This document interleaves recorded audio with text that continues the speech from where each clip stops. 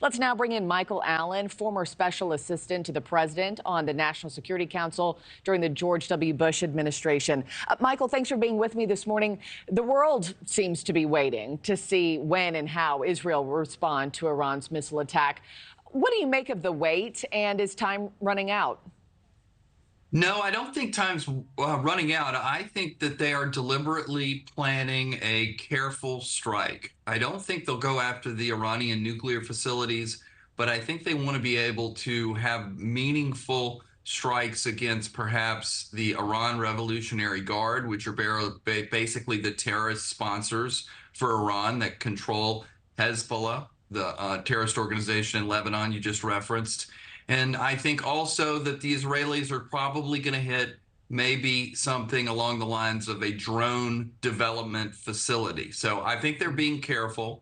I think they're trying to be solicitous of world opinion, but they're absolutely going to go forward very, very soon. I know they want it to be a calculated response, to your point, but as the days go on, Michael, I mean, does their counteroffensive lose its strength or its potency as Iran, gets extra days to brace for impact?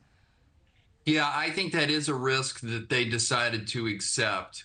We've seen so many news reports out of Israel that different groups within Netanyahu's cabinet wanted to hit immediately, late Saturday night, Sunday morning. Others wanted to hit Monday. So it is sort of surprising that Netanyahu is taking his time. That's not necessarily the reputation we expect of him.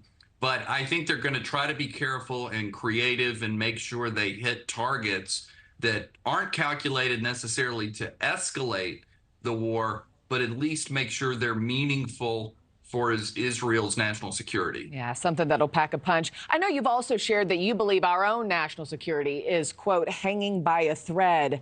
What do you mean by that, sir?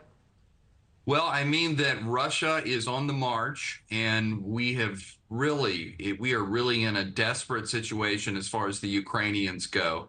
We have China, which is very disruptive in the South China Sea, very nearly getting into a shooting war with the Philippines, who we have treaty obligations to. And then the Middle East, which we just discussed. Israel is under attack. You've mentioned that Hezbollah, of course, is coming after Israel. I expect after Israel, having been hit twice in recent months, of course, October 7th and then Saturday night by Iran, I think they're now more likely to go after Hezbollah in Lebanon because their psyche is basically, we can't rely on our deterrent strength anymore. We have to look at our adversary's capacity. And if they have the strength to come after us, then we need to go after them first. Yeah. And so I think that's why you're going to see additional regional escalation scenarios at play in the Middle East. And hopefully we're going to pass the Ukrainian supplemental this weekend so that we can get much needed assistance to the Ukrainians to push back on Vladimir Putin. I was going to ask you about that very thing, sir. That's the other headline we've been following closely this morning. A vote could come as soon as Saturday for that nearly $100 billion. Could Israel be waiting on that decision on U.S. funding before it strikes?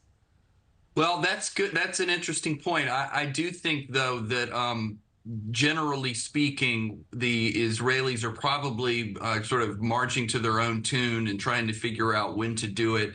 That could be part of their calculus. But I think the speaker, who was remarkably strident yesterday in his determination to get these things done, seemed to say, I'm Ronald Reagan, I'm going to move forward, peace through strength, let's get this done at the end of the week. So I'm looking forward to that, and that will have global implications in Israel, as you mentioned, and obviously in Ukraine. Yeah, well, we're staying on top of this. Our crews are there, boots on the ground.